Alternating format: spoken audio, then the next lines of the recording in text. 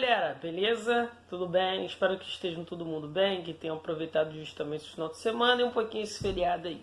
Gente, vamos lá. Na última aula a gente estava falando justamente sobre cultura material e cultura imaterial. Eu passei para vocês alguns vídeos motivadores, passei justamente o trabalho para que vocês possam entregar, né?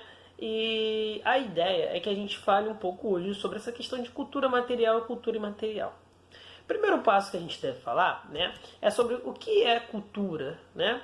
Cultura está relacionado justamente ao que a gente trabalhou nas outras aulas, né? É o cultuar a identidade, né? Cultuar o que está na terra, né? Então, cultura é cultuar, é cuidar, né, da terra. Então, por isso que justamente cultura.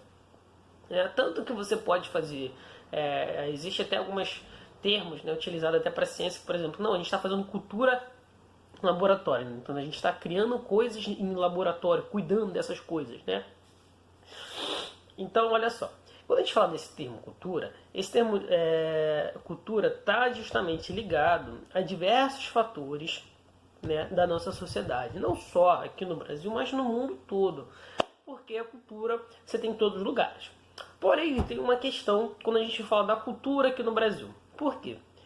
A cultura ela faz parte de todo povo étnico, né? Então de toda etnia possui uma cultura.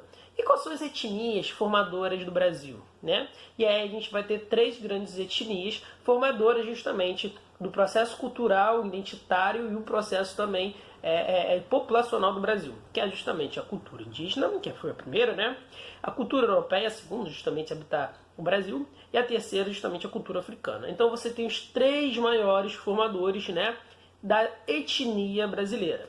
Então a cultura brasileira ela vai ser formada a partir dessas três junções. Porém, ela vai correr a partir de um centro, né? E esse centro que ela vai correr vai ser justamente a cultura do segundo povo, que vai ser o europeu. Por quê? O europeu, né, e aí por isso que é importante a gente estudar história, para quando a gente falar de cultura ter entendimento sobre as coisas, né? A gente vai ver que, por mais que ele seja um dos povos que estrutura, né, essa cultura no Brasil, né, que seja justamente um dos três formadores, né, a gente vai ver que ele que vai ser o dominante, ele que vai dominar, né, a ação política, econômica, né, as questões de diferenças sociais, ele que vai dominar, né, a organização também desse país. Então tudo, na verdade, vai passar a partir do europeu, né, do português, do espanhol também, que vai vir para o Brasil. Então a gente tem que entender esse papel. E a gente tem que entender que esse próprio papel do português, ele vai ser, né, do europeu, vai ser dominante para o aspecto cultural também. Por quê?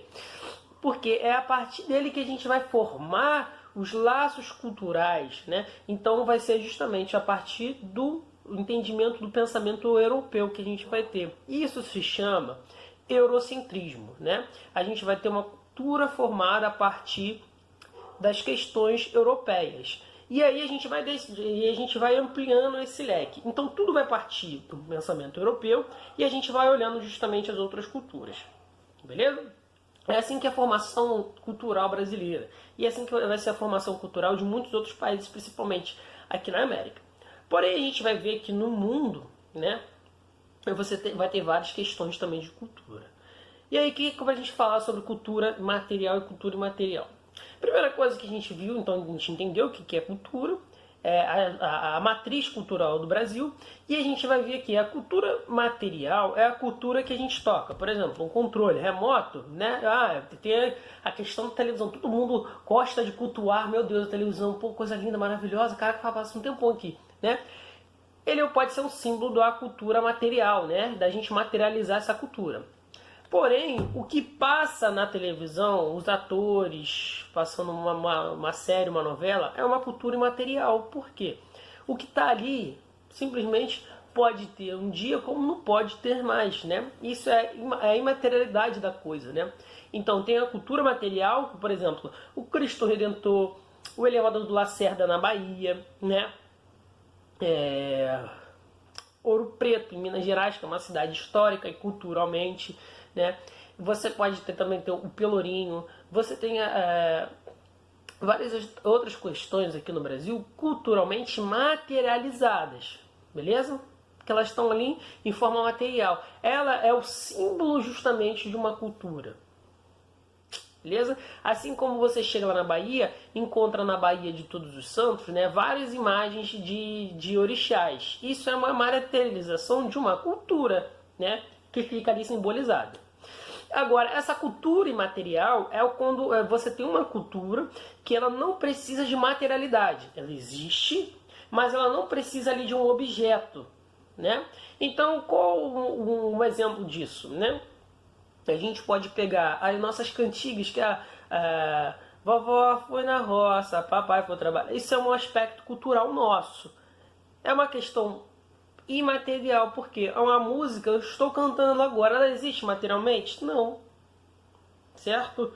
Então tem questões imateriais da nossa cultura, assim como, por exemplo, o carnaval. Mas professor, o carnaval não tem um carnaval alegórico? Sim, mas a partir do momento que ocorre o carnaval também acaba, certo? Ele não está lá permanentemente, beleza? Assim como vocês têm a festa do Bumba Meu Boi, a festa também do Festival de Parintins, né? Então você tem também a Oktoberfest lá em Blumenau, né? Que são aspectos justamente da cultura alemã, que faz parte também dessa questão europeia aqui no Brasil. Então você tem uma gama, né, uma diversidade cultural no Brasil enorme. Outra questão que a gente tem que falar, né, é justamente a gente entender essa complexidade da cultura. A cultura é muito complexa, principalmente nos países onde você não tem uma hegemonia. Né? Se a gente pegar, principalmente nos vídeos motivadores que eu passei para vocês, existe uma hegemonia cultural no Brasil?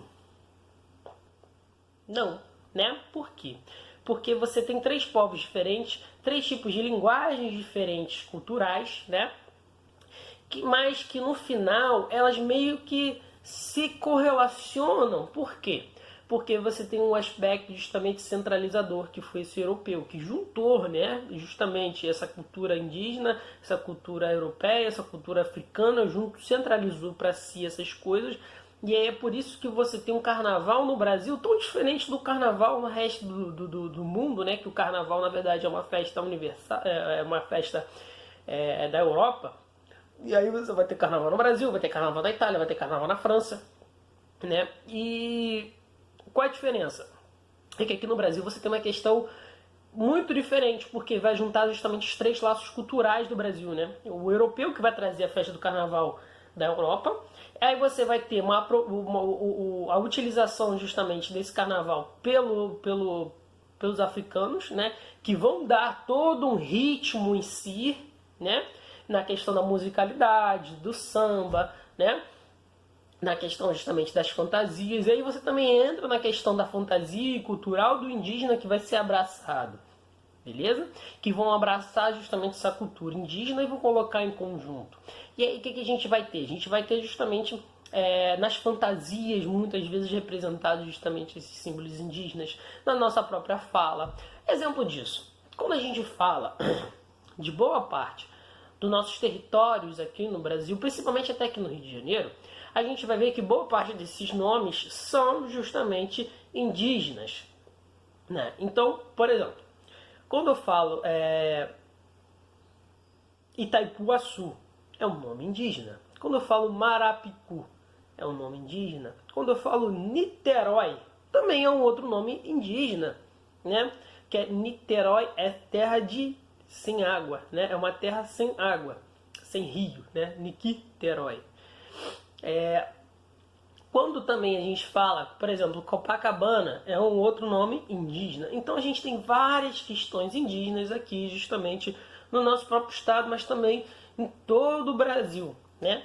E aí isso que é o marco justamente da cultura indígena no nosso território, na nossa vida. Né?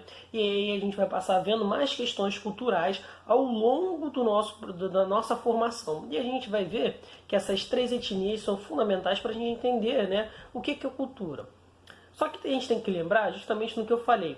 É a questão do etnocentrismo. Né? E aí esse etnocentrismo ele tem uma parte interessante que ele centraliza, né, um pouco tudo isso, porém ele tem uma parte depreciativa, porque ele gera justamente